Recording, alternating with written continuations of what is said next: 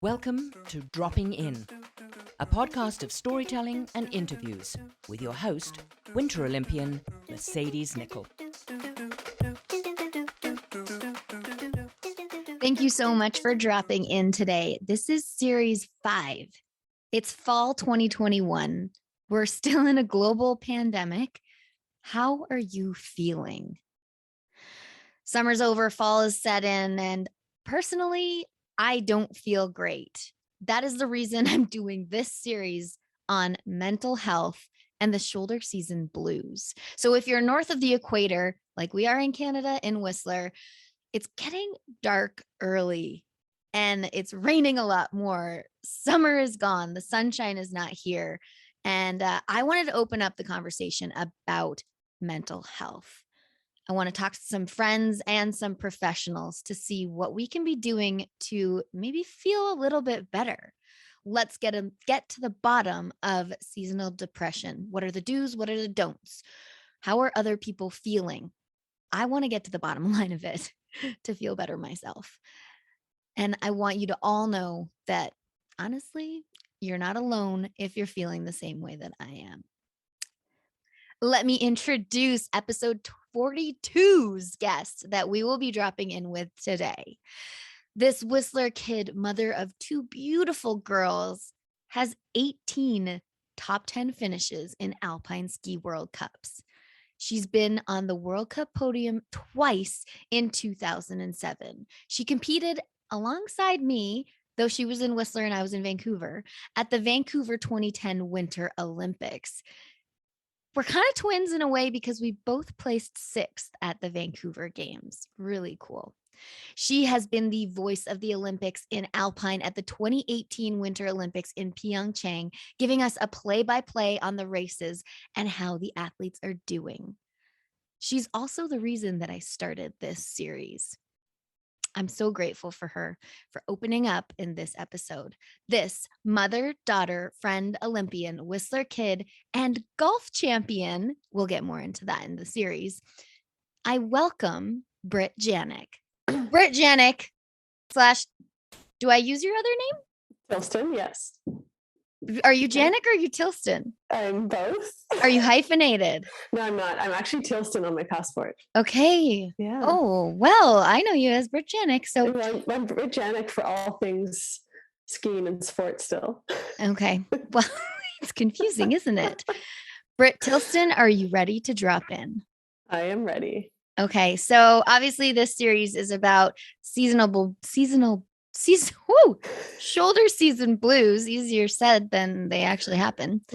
Thank you for coming on. When I start my podcast with my guests, you may have heard that I do a rapid fire.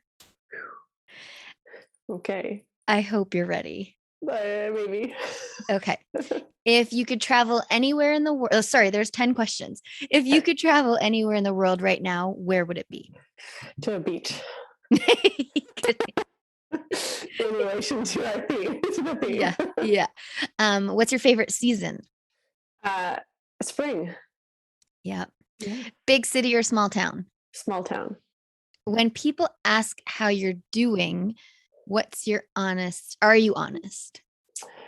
Probably not always. No. What's your go-to answer there? I'm great. Yeah, I know. Yeah. I'm trying to cut away from like the automatic. How are you? Yeah, it's ingrained in us. Yeah. Okay. Number 5, how are you feeling about the global pandemic? How am I feeling? Like I've had enough. Agreed. Yeah. Totally agreed. Number 6, what is a superpower you wish you had? Oh, wouldn't we all like to see into the future? I wish I had a superpower to see into the future. Yeah. Dom said flying. Ooh. I like hearing. I do like hearing everyone's different answers. Yeah. Number 7, when you think of shoulder season, what first comes to mind? Oh, this one I remember reading through the. I think you read through the question. I think of restaurant deals. That's the most positive / Whistler way. Right? That's like, really it's the time to go out and book your table and go eat at the restaurants because you get a good deal. Yes, that's a Whistler thing. If you're listening, come to Whistler during the shoulder season. That's when all the locals go out to eat because it's cheaper for us. Oh, so good. I like the positive swing on it. Thank you. Number 8. You wouldn't have read this one. Okay. Do you have a trick for the shoulder season blues? Oh, yeah. My trick is to go see Dominique ballet and get acupuncture. That has honestly been my solution this shoulder season. But I think, yeah, my trick is to practice like slowing down, to be okay with slowing down. Yeah. Mm-hmm. Awesome. Yeah. Number 9, do you take supplements? I do. Yes. Can you name a couple that you take? Yeah, I take vitamin D. I take zinc. I take a greens blend.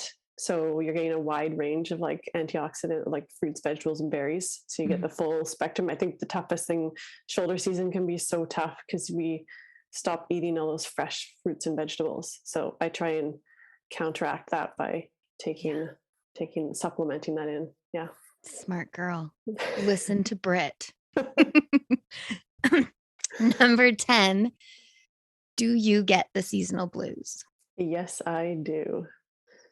Do you always get them? Do you get them once a year? I get them once a year, and it's always like now November into December. It's when the days shorten, isn't it? It's like it's dark. The days it gets dark. Yeah. I just feel like going to sleep at 5:00. I know. Okay, that was the rapid fire. It's getting faster. Usually it takes forever. So congratulations and thank you. Let's just dive a little bit deeper into the seasonal blues. I've shared a little bit what happens to me, and this year's been an anomaly of emotions for me. What kicks in for you when you get the seasonal blues? Well, I think the darkness plays a big role, and then you have less motivation, and I feel less creative, and that just can spiral so quickly, can it? Yeah.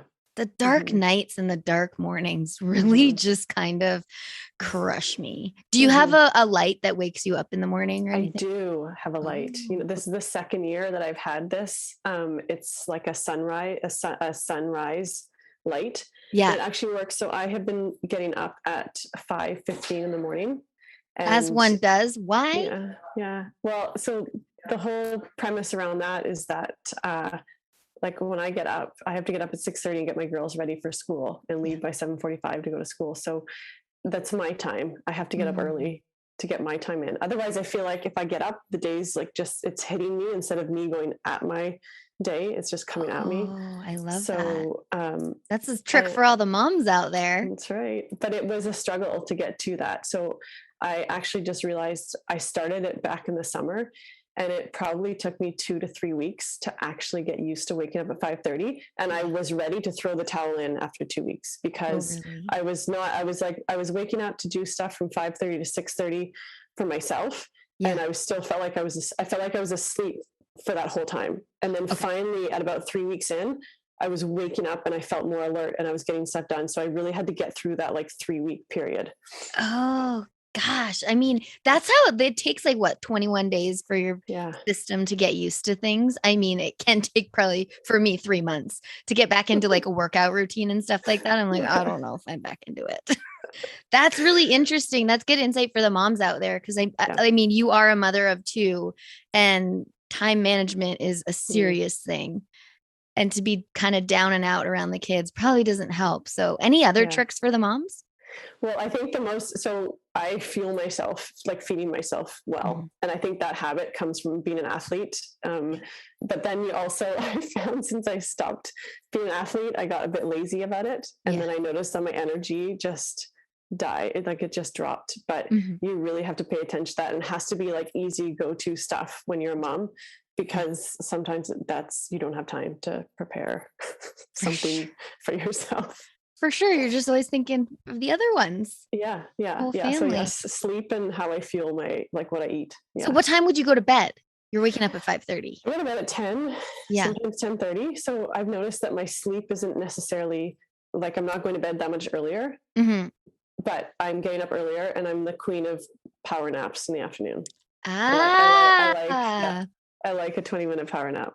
Okay, I feel like that's your secret right there. There you go. That's a good secret. I'm not much of a napper. And today, like, I woke up like kind of early, went to bed late, woke up kind of early, and the whole day is like kind of a wash for me. You want to know what I did today? This will be great for the listeners. The blonde moment 101 with Mercedes. I was in Vancouver and I went to drive home, and I'm so embarrassed to say this. I was coming from North Van to West Van, and instead of going to Park Royal or Whistler, I went over the bridge.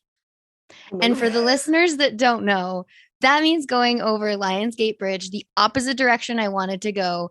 And I went into downtown Vancouver. And you know what? I was like, well, I don't need to be anywhere, but that was a serious wrong turn. Amazing. Because once you catch that layer to go on the bridge, you're screwed. You're on the bridge. I'm like, okay, well, I'm just going to own up to this. And here we are, downtown Vancouver. What up?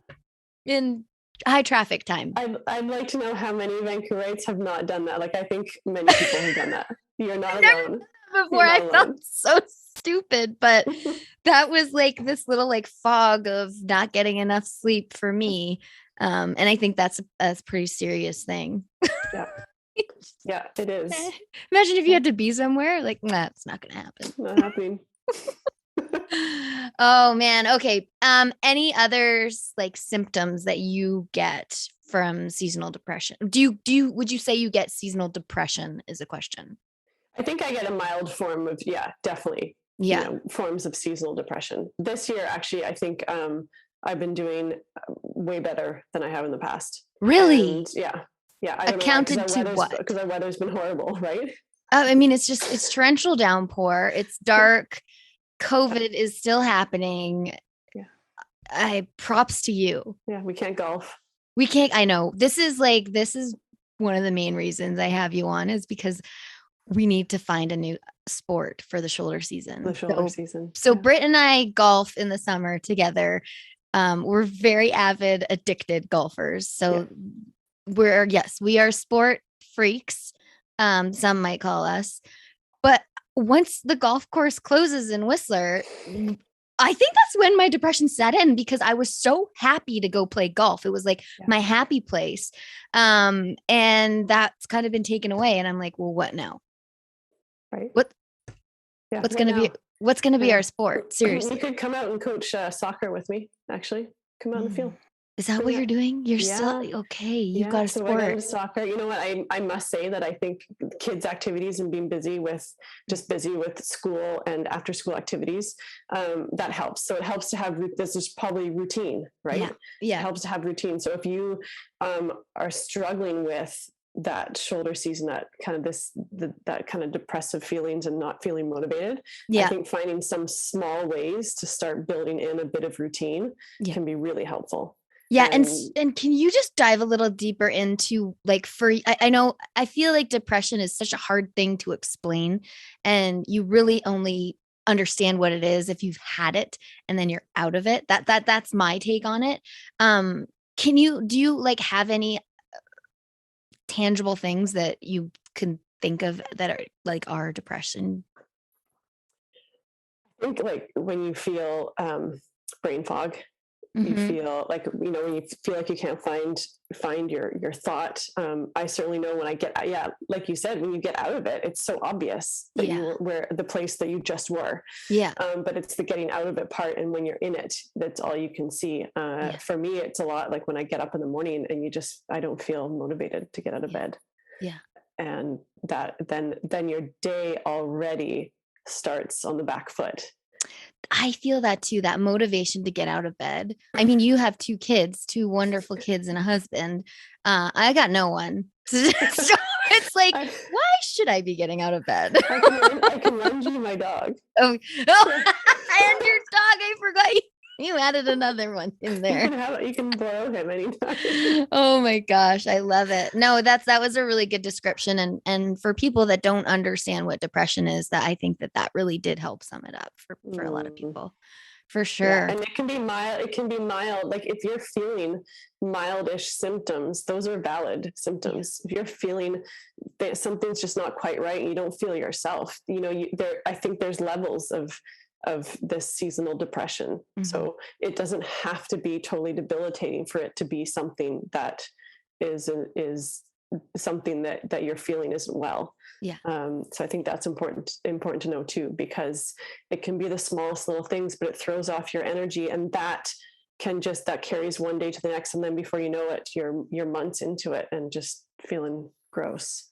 It's true. And like sometimes even today, me telling that story of like, oh, I just messed up, like that to me, I wouldn't have thought of as a symptom of depression. But the more that we talk about it, I'm like, dang it, I wasn't having a good day. Like I need to own up to that. And I think that's probably the hardest part for people, is to decipher what's going on in their own bodies. Like, why is this happening? I've got a great life. It's not bad, but I need more vitamin D. I need more greens. I need more rest. Like all of these factors come in. It's so interesting. So you were talking about routine and having sport in your life. So you got soccer in your life right now. Yeah. So I'm coaching. It's for my kids' soccer, but same thing, on a Monday, or it's like one of them practices on Monday afternoon and the other one on Wednesday. Rain or shine, we've been going out, and some of the Mondays and Wednesdays have been torrential downpours, and I would rather stay inside on my couch, but I've committed to being out there, and it gets me out during those hours of like 5 to 6 p.m. Yes. And I think that helps me sleep better. It helps me feel energized in the evening. And that, so any kind of routine, like, are you committing, maybe commit to a friend to go out for a walk from 3 to 4 p.m., pick a time in the day that works. And that can be, it just will slowly start to improve, right? It will. You do that routine. Like you can do it once and feel really good about it, but you got to keep doing it is what I keep learning. And I learn everything the hard way about 10 times until I've figured it out, till I go to Mexico. Let's talk. Wait a minute. I'm still trying to figure out if there's room for me in your suitcase. Yeah, always. I'm taking my golf bag. So you're more than welcome. Yeah, I actually will be recording probably the next episode from Mexico. So really exciting. Yes. Very cool guests coming up. Just to share like the insight as to how we can all get through this. Because one of my next guests was like, well, that's the seasonal, what is it? A seasonal affective disorder. Yeah. It's from like October until February. I didn't mean to like rain on the parade that it's like almost over, because it's not. But if you think about it, February is pretty much the darkest month. And then it starts getting lighter. And I find February really difficult. I found January last year really difficult. And as Dom said, like the pandemic is just heightens everything. Not for the better. Not for the better. Not for the better. Haven't found that better part yet. No. There's going to be a silver lining, right? There's gotta be. Britt, anything else that you want to share about this topic? And I really do thank you for being vulnerable and sharing, because it's not an easy topic to talk about. I mean, for me it is, because I'm just confused all the time and need answers. So that's why I'm doing this. But anything else that you want to let the listeners know about? Well, I think the important thing to know is that, like, you might be listening to us, two Olympians, and think that we've got it figured out, but we don't. No, right? We don't. And we spent years with routine and showing up for, to do our best at something. And just because we did it once doesn't mean it doesn't take practice to keep doing that again. I think I really had to, when I left sport and went into motherhood and just went into life in general, I had to almost relearn all those things, like relearn how those skills fit into my life now. And also just to recognize that, like, every season, just because I use the tools and have routine this year doesn't mean that next year it's going to happen easily. I just have to still implement them. Yeah. So, yeah. You're not wrong. Yeah. So, like, not almost to, like, not to make that sound heavy, but to almost make it be enlightening. Like, it's about growth, and still discovering, and we can learn from each other too, which is why getting together and having discussions like this is so important, because somebody might listen to it once and get that one thing that sits with them and helps enable them to make a change. And I think that's really powerful. Oh, you just crushed it. I have no idea what I'm doing, guys. That's why I'm doing this podcast on it, because I want to learn more. And honestly, when I share my story with one other person, it changes my world. And then I get to hear their story. And really that's what opening up this conversation is about, because I have people off the side of the street thanking me. And I think it's just amazing to open up that conversation that no one freaking talks about. No one talks about it, especially like, I don't know why we don't talk about it in Whistler. Like you go from having like the summer of bliss, like so much fun, long summer nights with the sun out, to like indoors, raining. Where did everyone go? Do you know what I mean? Yes. So I do thank you so much for sharing. And can you let the people know where they can find you online? Yes, you can find me on Instagram. Go and like and save my reels, because I have a lot of fun doing them. They're good. I found a new creative side to myself.